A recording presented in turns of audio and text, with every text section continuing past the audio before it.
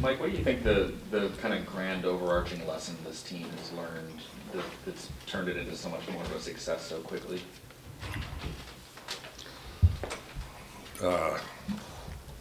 Overarching lesson, I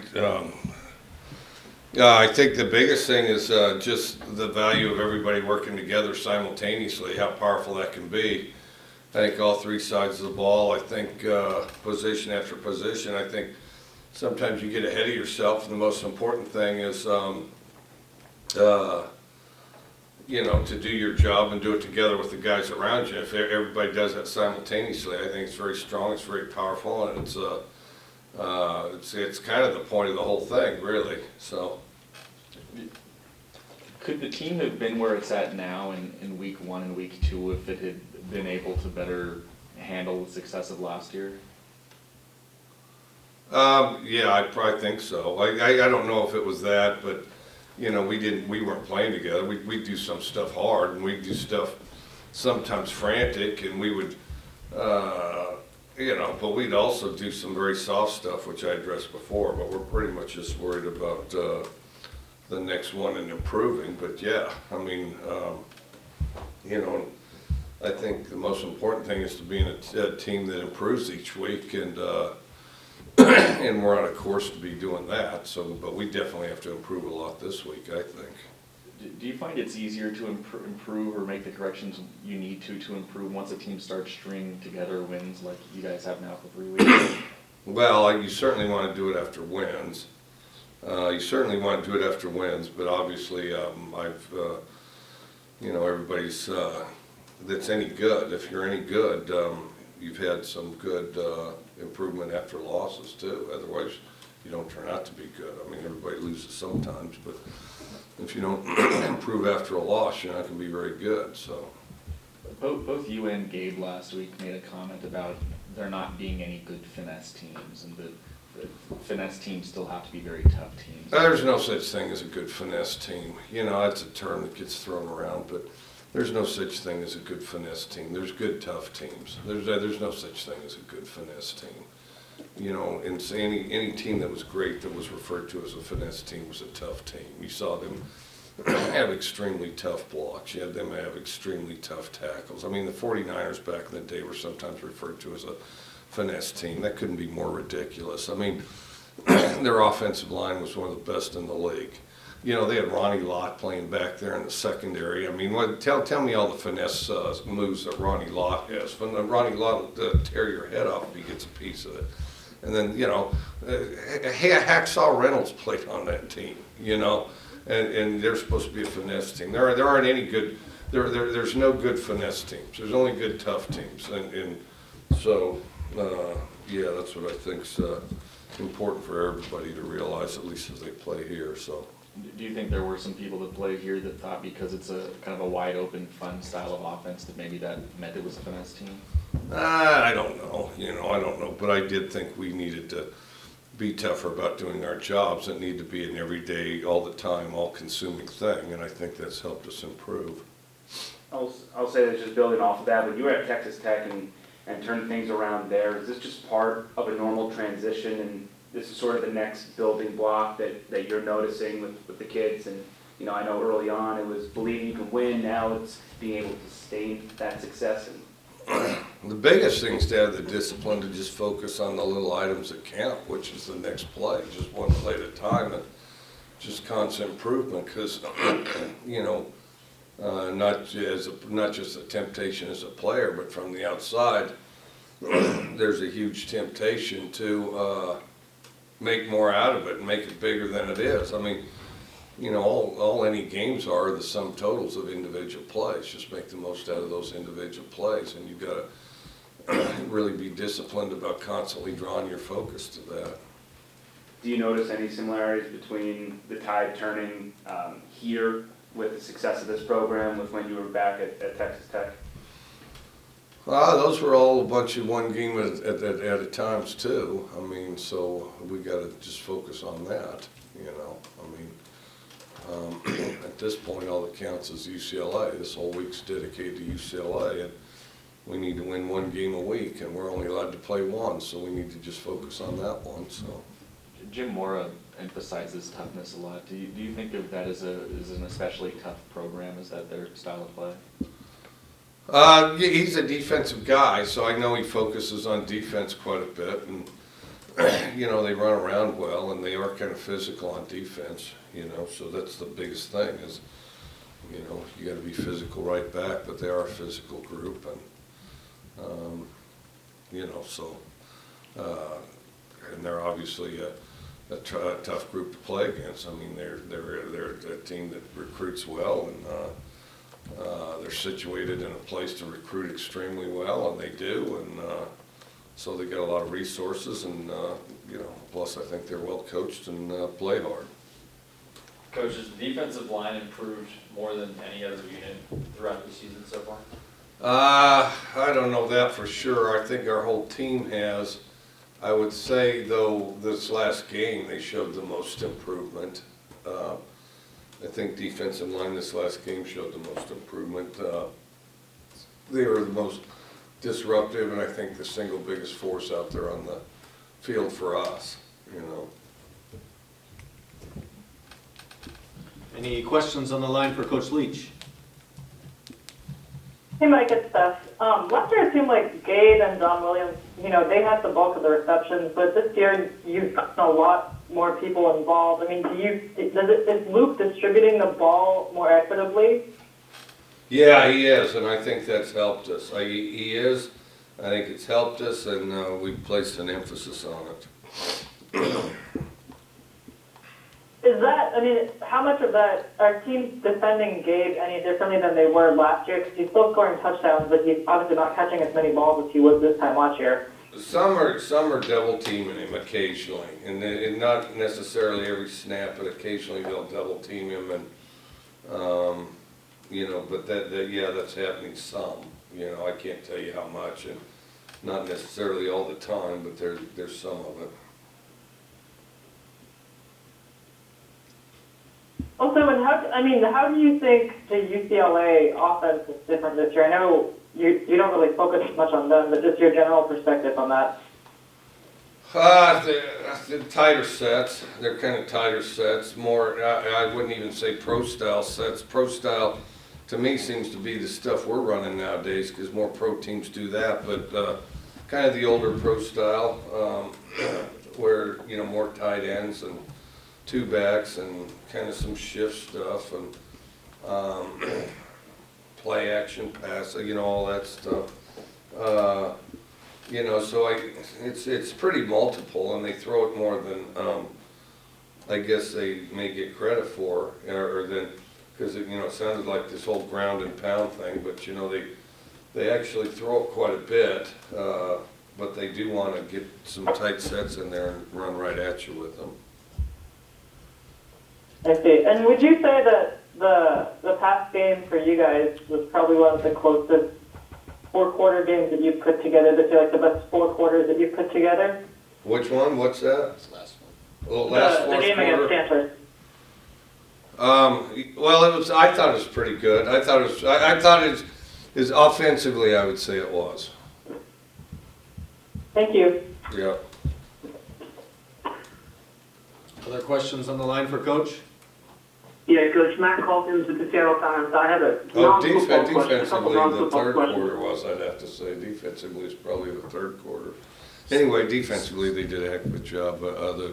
We just wish they hadn't scored the last one. Go ahead. Sorry, Matt, go ahead.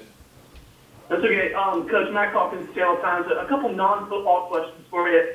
By most accounts, it's a pretty rough week for Donald Trump, especially with the leak tape and everything. Has anything happened that's changed your opinion of him at all? No. This is a guy who, you know, a lot of people just don't like. He's been a polarizing figure across the country. Do you see that affecting recruiting at all, potentially? Not at all. They walk right by a picture of him that's hanging in my office. So everybody that we have recruited here has seen the picture. Not all, I'm sure, are voting for him, but along with a number of other pictures, the picture's hanging on the wall in my office, and so there's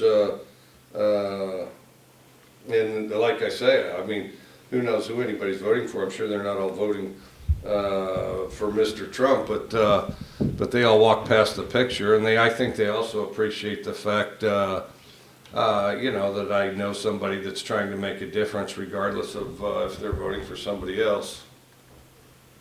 Has it ever come up with the recruiter, with the parents or anything like that? Generally just, what is he like, and what is he like in person, that type of thing. Okay. Because I think over the course of the past few months, I think he's probably become a little more polarized, and people have labeled him racist, people have labeled him sexist. These are things that, whether they're true or not, could affect a recruiter or a parent's perception. But you're saying that hasn't been an issue? Well, I'll tell you what's kind of interesting about it is when I was in junior high school and high school, you'd go to civics class, you'd go to history class, and we would condemn countries that burned books. We would condemn the communist countries, Russia. Reservation has been extended 15. What's that mean? You're good, Coach, you're good. We would condemn Russia for burning books. We would condemn Nazi Germany for burning books. We would condemn Red China for burning books, oppressive societies and things of that nature. And not, but now all of a sudden we're in a country where we're burning books. We're not just burning books, we're burning words. So I think that needs to be changed, and this hyper false sensitivity on virtually everything is very unproductive, and so that needs to come to an end. And if I recall correctly, you're the guy that had a problem with working hard. Was it your article that you had a problem with hard work and things like that? I think we just come from a different point of view, because I think everybody should work very hard. But I don't know that I wrote that. Oh, well, maybe you did. Okay. But anyway, was there anything more? Any other questions on the line for Coach? Okay, back in the room. Just to sort of finish that topic, and not from a political standpoint, but just someone who's been in locker rooms and it's locker room talk's been thrown around. Is that something that is very prevalent within locker rooms? Obviously, What? I think what the comments that Trump said is being labeled as locker room talk. Oh, I don't have any comment on his comments or justification for it. There's no justification for it, but and there's no perfect people out there, but everybody in this room, either consciously or unconsciously, is going to leave this room and at some point today is going to say something to somebody that they wouldn't necessarily want in the national media, and if it does get out there, of course you have to live with it, if anybody cares, but so I think some of it's a byproduct of that. Do I think other people have reckless speech? I absolutely think they do, but I absolutely think they do have reckless speech. I'll have reckless speech sometime today, I'm sure of it. And I'm going to bet you will. And I'm also going to bet, since sometimes they bring up the target of, females. Females do too. And I had a daughter that played softball, was all district. Did I hear some reckless stuff that probably they don't want their parents to hear, or that they wouldn't want recorded nationally? Absolutely. And so, I think the focus needs to be on on bad actions, not reckless speech. So, yeah. Could you see making any change, or at least maybe trying some different legs at kicker, just given the way the season's gone? Well, I mean, it's always open and competitive. He's a very talented guy and can certainly do it.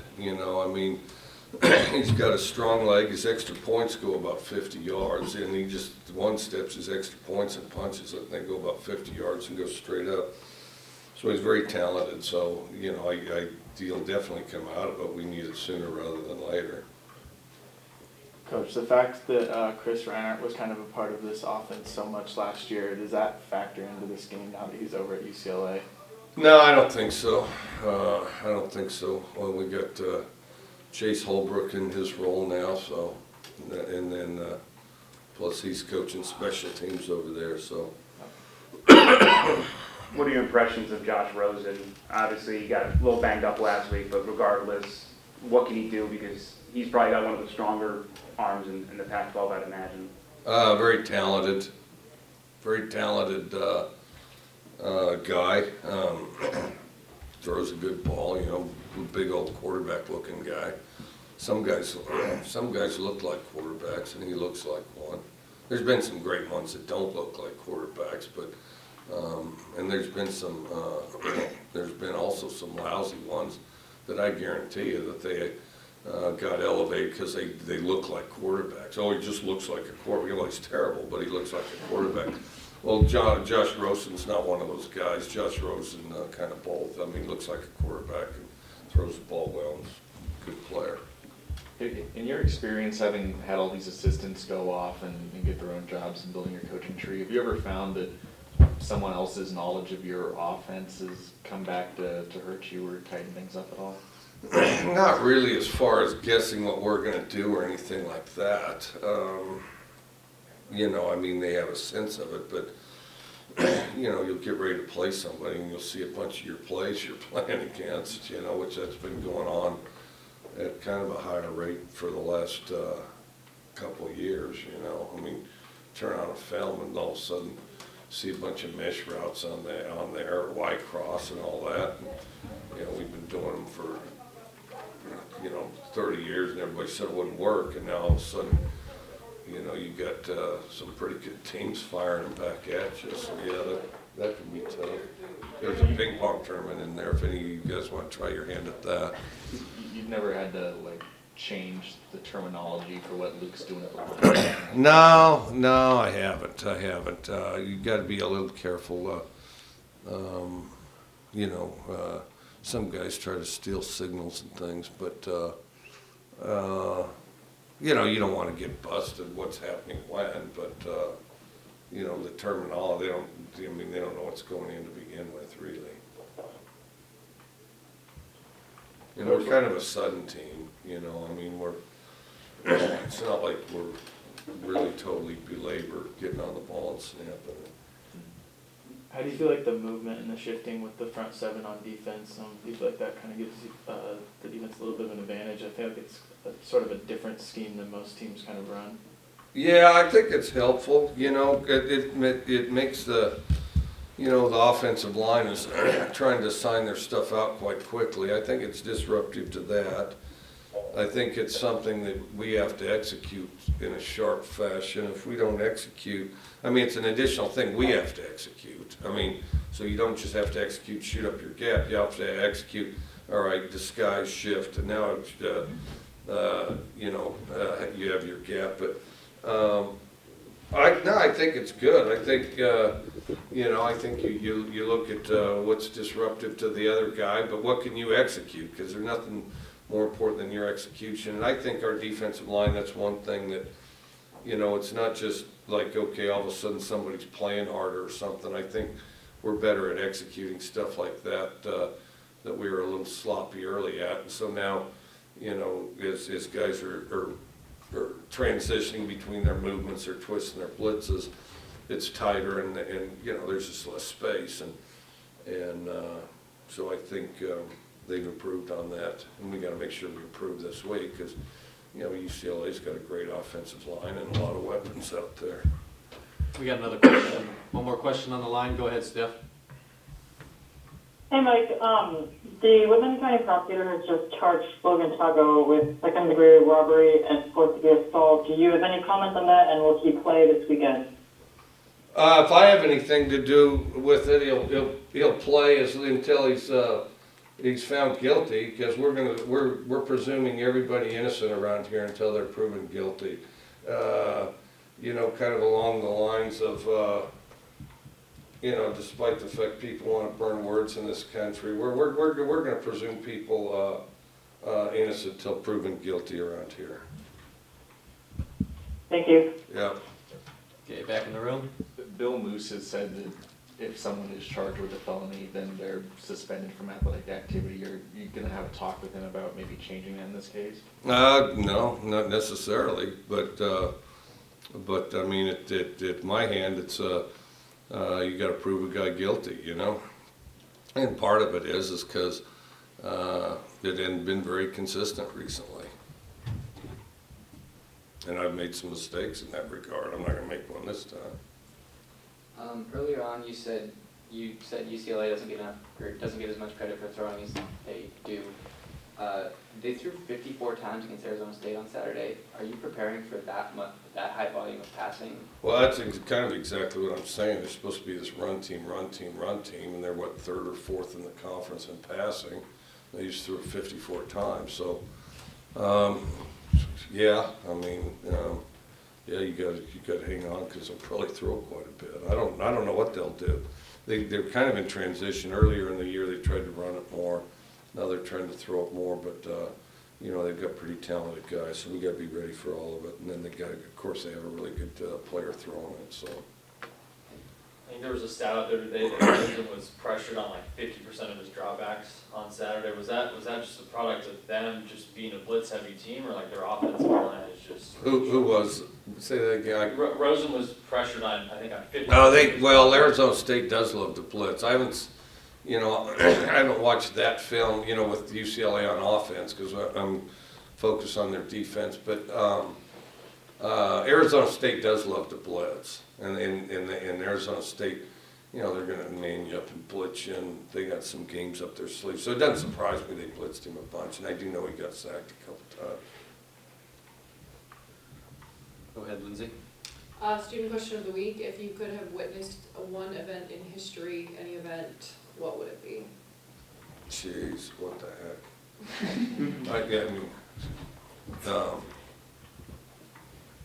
I mean, do you guys have any clues? I mean, is there,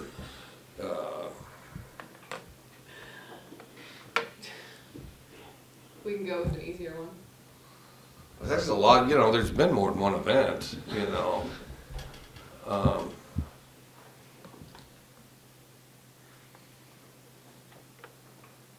Jeez, I don't know, that's a good question.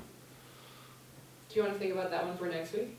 Or we go with an easier one? Yeah, I'll think of it for next week, and we all have a treatise written up. Deliver it in written form. I'm sure you have time. What would your last meal be on Earth if you had to choose? Last meal, far easier. Okay, let me see. Last meal would be crab legs, and actually probably in that. Well, it'd be a combination of king crab and snow crab, but huge snow crab, not the little bitty stuff that you chase around where they're like eating sunflower seeds. And some stone crab, but the stone crab would be hot, not the chilled ones. So it'd be crab legs, it'd be turnip greens, it would be turnip greens, that kind of corn in particular that they have in the South where they're small kernels but they're really white, very, very sweet, you know, you eat it right away, but that white small kernel corn.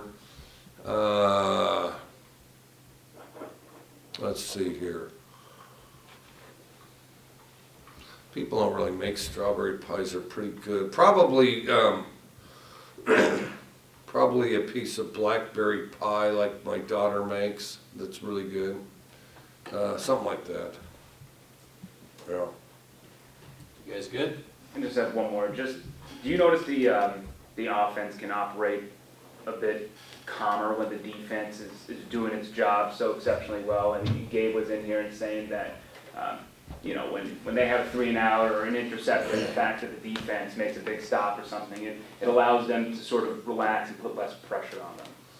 Well, the biggest thing is just focus on the next play, you know, have the discipline to just focus on the next play. And I think the more you trust the players and the units around, that everybody's going to play together at the same time. I think it does create a level of confidence because, you know, the thing that, you know, they talk about is momentum, but anytime you have a group of so many people, I think momentum's just kind of the collective confidence at that time that exists with a team, and I do think that affects how they play. And, you know, the thing is it's kind of subtle, and just a little decision or a small thing can shift that, but it's also something you can control, but there's so many moving parts, it's hard to control. So you need, you know, you need kind of everybody on the same page to do that, so you can do it longer and most effectively.